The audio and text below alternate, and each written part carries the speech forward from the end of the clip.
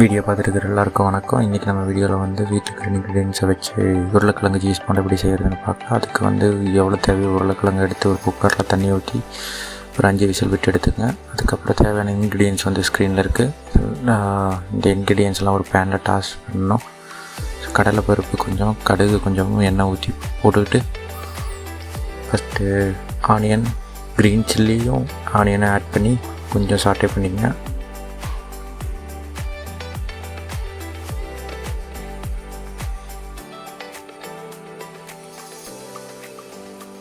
அதுக்கப்புறம் நம்ம அது கூடவே கொஞ்சம் கறி லீவ்ஸ் ஆட் பண்ணிக்கலாம்.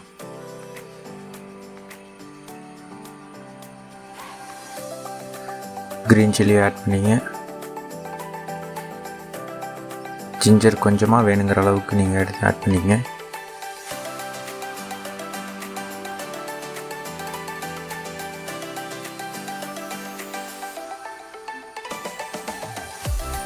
லைட்டாக டர்மரிக், உப்பு வந்து நமக்கு தேவையான அளவு. ஆல்ரெடி நம்ம உருளைக்கிழங்குல போட்டதுனால அளவாக போட்டுங்க. அப்புறம் கொரியாண்டர் லீஃப். அப்புறம் உருளைக்கிழங்கை வந்து நம்ம மேஷ் பண்ணி அதிகம் இதனோட போட்டு எல்லாத்தையும் போட்டு டாஸ் பண்ணிக்கலாம்.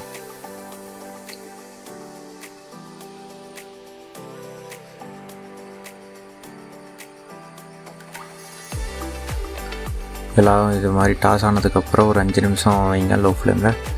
வச்சதுக்கப்புறம் இதை வந்து ஒரு 10 மினிட்ஸ் அந்த மாதிரி ஆற வச்சுக்கலாம். ஆற வச்சுட்டு இப்போ நான் வந்து இது கூட வந்து சீஸ் ஆட் பண்ணியிருக்கேன். மொசரெல்லா, ரெட் செடாரும் ஆட் பண்ணியிருக்கேன். இது ஆப்ஷனல் தான், பட் இது புதுசாக நான் ட்ரை பண்ணி பாருங்கள். நல்லா இருந்துச்சுன்னா ஓகே.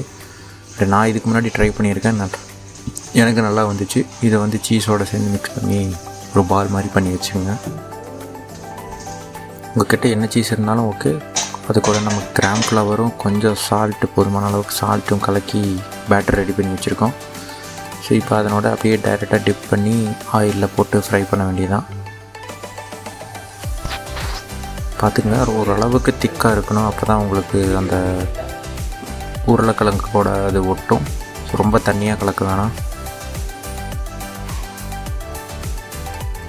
ஆயில் ஹீட் ஆனதுக்கப்புறம் இதை போட்டு எடுக்கலாம்.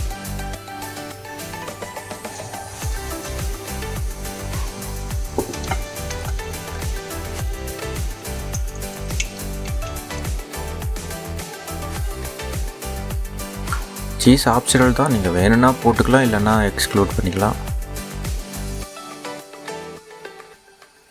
சிம்பிளாக வீட்டில் இன்க்ரீடியன்ஸை வச்சு செய்கிறதுனால ரொம்ப ஈஸியாக பண்ணிடலாம்.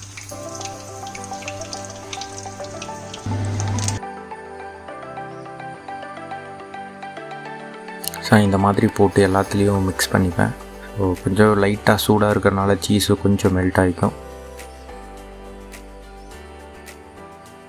சின்ன சின்ன பால்ஸ் மாதிரி போட்டு வச்சுட்டா உங்களுக்கு போடும்போது ஈஸியாக இருக்கும்.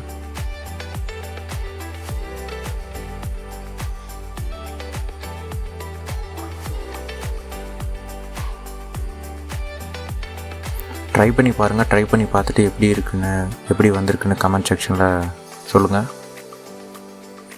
இந்த வீடியோ யூஸ்ஃபுல்லாக இருந்துச்சுன்னா தம்ஸ் அப் பண்ணுங்கள், கமெண்ட்டில் சொல்லுங்கள்.